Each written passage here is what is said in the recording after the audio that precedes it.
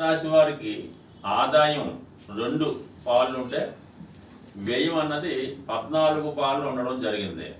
ఒక విధంగా మరి మేషరాశి వారికి ఈ సంవత్సర ప్రారంభంలో 6 గ్రహాలు 12వ స్థానంలో ఉండగా ఈ సంవత్సరం ప్రారంభం అవడం వల్ల వీళ్ళకి వ్యయం ఎక్కువ కావడం జరిగింది. అంటే వ్యయం ఏ విధంగా ఉంటుందని పరిశీలించినప్పుడు కంపల్సరిగా మేషరాశి వారు ఈ సంవత్సరంలో ఒక గృహ నిర్మాణం చేయడం జరుగుతుంది.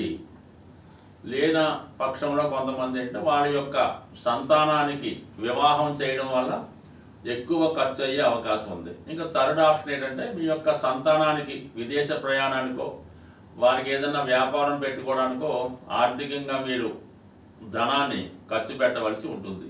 ఈ కారణం వల్ల మీకు ఆదాయం 2 పాళ్ళు ఉంటే వ్యయం 14 పాళ్ళు రావడం జరిగింది.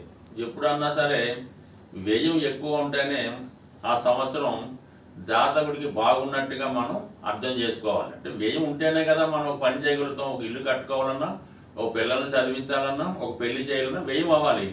వ్యయం తక్కువ ఉందనుకోండి ఆ సంవత్సరం మీరేమి చేయలేరని ఆ విధంగా భావించాలి.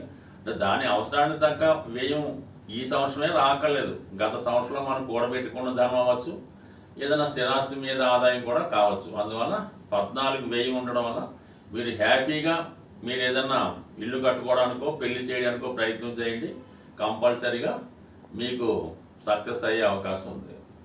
ఇక ఆదాయం అన్నది ఏంటంటే ఈ మేషరాశి వారికి ఎప్పుడూ కూడా ఏదో ఒక ఆదాయం వస్తూ ఉంటుంది.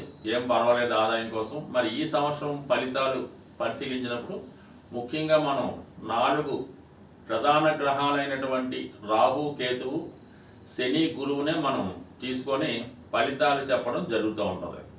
మరి ఈ సంవత్సర ప్రారంభంలో ఇంచుమించుగా మనకి మే 15వ తారీఖు వరకు కూడా గురువు ధనస్థానంలో ఉండడం వల్ల చాలా వరకు భాగ్యాధిపతి ధనస్థానం అంటే మీ కుటుంబంలో వ్యక్తిగతంగా మీ వలన కానీ మీ కుటుంబ సభ్యుల వల్ల కానీ అదృష్టం కలిసి వచ్చే అవకాశం ఉంటుంది. అంటే ఈ ఫలితం మొత్తం సంవత్సరం మీద కాబట్టి కుటుంబ సభ్యుల యొక్క సంఖ్య పెరిగే అవకాశం ఉంది. అంటే కుటుంబం ఎక్స్పెండ్ అయ్యే అవకాశాలు ఉన్నాయి. అంటే మీకు కానీ మీ కుటుంబంలో ఒకరికి కానీ సంతానం కలగడం వల్ల కానీ, లేదంటే మీ కుటుంబంలో మీకు వివాహం జరిగిన భార్య రూపంలోనూ, మీ సంతానానికి వివాహం జరిగిన కోడలు, అల్లుడు రూపంలోనూ మొత్తం మీద కుటుంబ సభ్యుల సంఖ్య పెరుగుతుంది. మొత్తం మీద ఒక శుభకార్యం మీ గృహంలో మరి మే 15వ తారీఖు లోపులో జరిగే అవకాశం ఉన్నది.